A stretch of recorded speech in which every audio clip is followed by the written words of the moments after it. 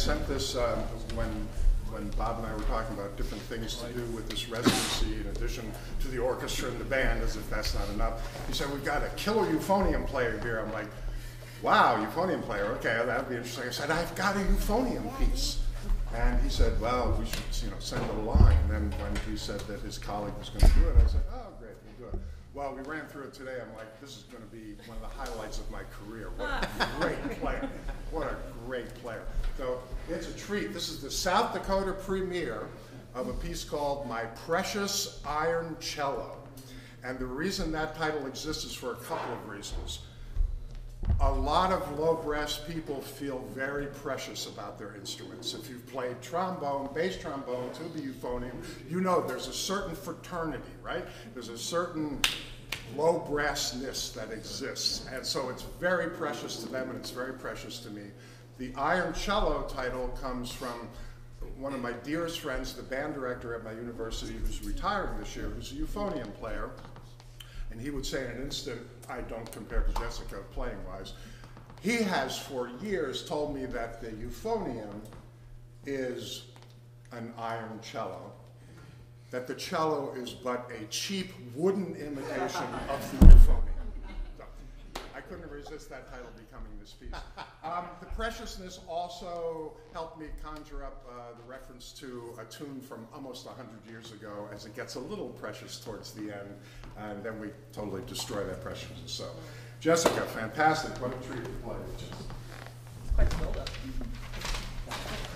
Yeah. I have to screw it up. You.